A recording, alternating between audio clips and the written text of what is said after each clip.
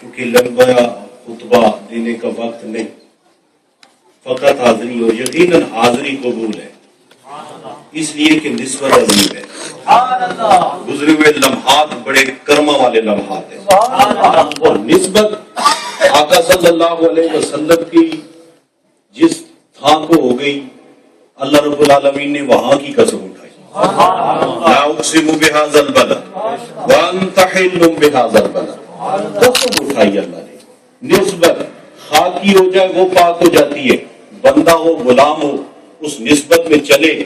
اس محبت کے سائے میں آگے بڑھے، اور یہ ہو ہی نہیں سکتا اس پر کرم آ کر اپنی چادر نہ بچھائے۔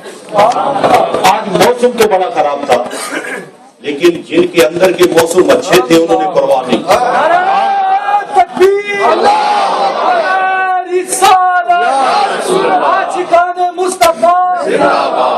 یا رسول اللہ کے نعرے لگانے والوں، اللہ اکبر کی صدا دینے والوں،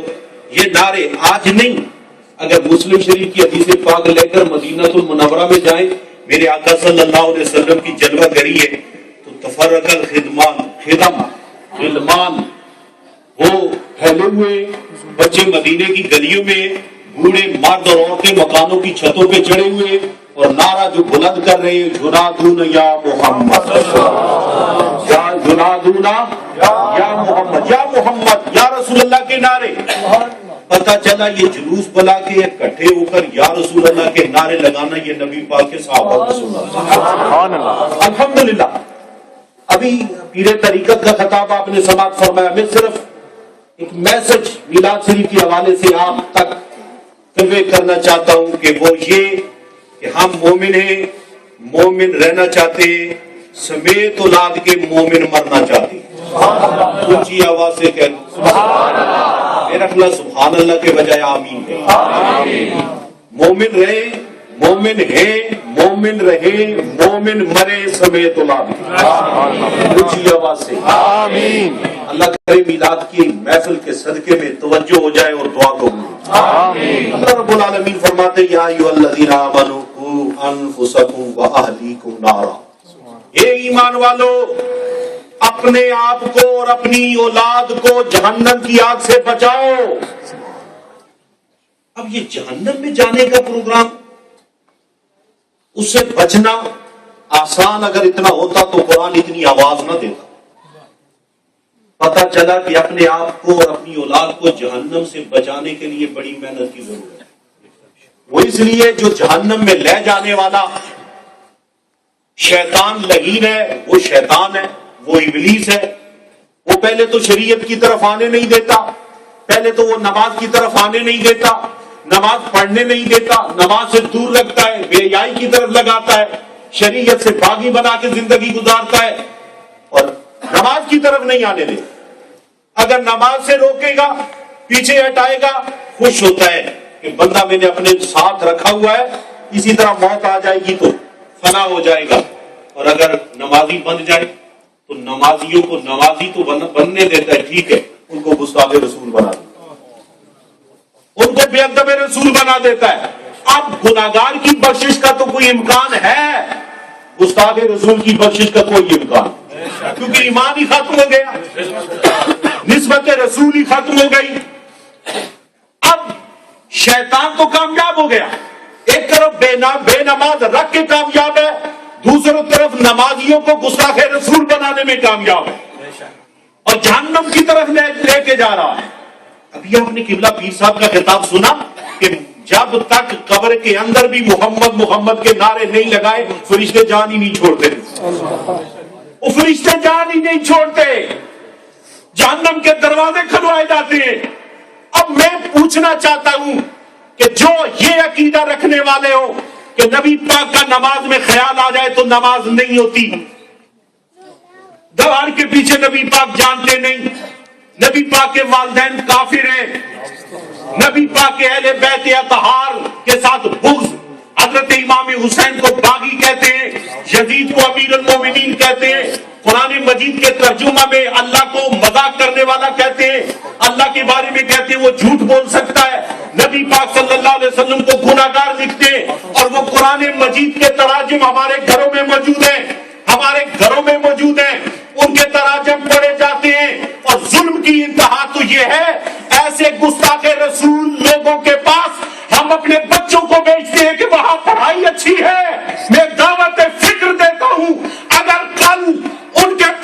کی وجہ سے آپ کی اولاد جہنم کا ایندھن بنے گی، اس کے مجرم آپ لوگ ہیں کہ آپ نے خود اپنی اولاد ان ظالموں کے حوالے کی۔ نعرہ تکبیر، نعرہ رسالت، جشن آمد مصطفیٰ، مولانا ہزاروی صاحب، فیضان مدینہ،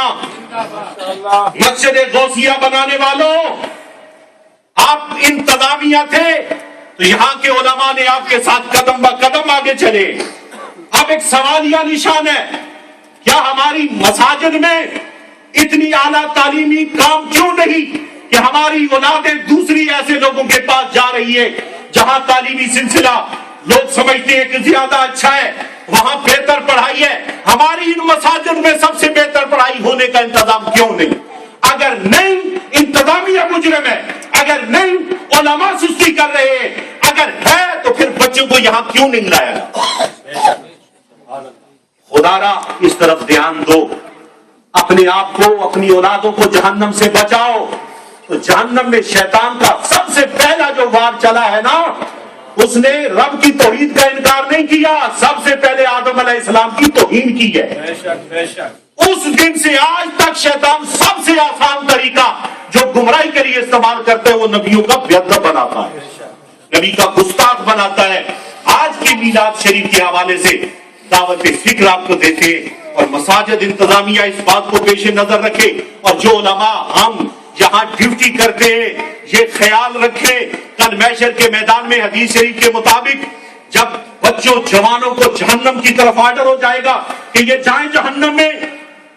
اس وقت وہ رک کے کہیں گے ہمیں کیوں بھیجا جا رہا ہے، ہمارے والدین کو بھیجو، انہوں نے ہماری تربیت نہیں کی، انہوں نے ہمارا خیال نہ، کون تو دیتے رہے، کھانے کے لیے تو دیتے رہے، کبھی ہمارے عقیدے کا خیال نہیں رکھا، ہمارے ایمان کا خیال نہیں رکھا، ہمیں بتایا ہی نہیں، ہماری تربیت نہیں۔ اولاد کی وجہ سے والدین کو بھی جہنم میں گھسیٹ دیا جائے گا۔ اس وقت سے ڈرنے کے لیے، اس وقت سے اس وقت اپنے آپ کو سرور کر کرنے کے لیے آئیے خود بھی اور مساجد کی انتظامیہ ادھر توجہ دے، تاکہ اتنی خوبصورت کلاسیں انگلش میں، اردو میں یہاں موجود ہوں، اور اسلامک اسٹڈی کا انتظام ہماری مسجدوں میں کیا جائے، تاکہ ہمارے بچے ہماری مسجدوں کی طرف آئیں۔ اور آج یہ یا رسول اللہ کے نعرے جو آپ لگا رہے ہیں، یہ نعرے اگلی نسل میں منتقل ہونے چاہیے، جذب رسول کا ورثہ آگے بڑھنا چاہیے، یہ آداب رسول کے سلسلے آگے بڑھنے چاہیے۔ اللہ رب العالمین مجھ سمیت ہمیں کامیاب ہونے کی توفیق عطا فرمائے، کیونکہ ہم یہاں آ گئے، ہمارے ساتھ ہمارے بچے بھی یہاں آ گئے، اب ان کا لیے ایمانی کوشش کرنا ہم پر فرض ہو چکی ہے۔ خدا کے لیے اب دھیان دیں تاکہ کل ہم برباد نہ ہو، اور آنکھیں بند کرنے سے نا کبوتر کی ایک عادت ہے، پھر آخری بات کر رہا ہوں، کبوتر جب بلی کو دیکھتا ہے نا تو کیا کرتا ہے؟ آنکھیں بند، وہ کہتا ہے کہ میں نے آنکھیں بند کی، میں جو نہیں دیکھتا تو بلی بھی مجھے نہیں دیکھتی۔ بلے دیکھ رہے ہیں، اشارہ سمجھ گئے ہوں،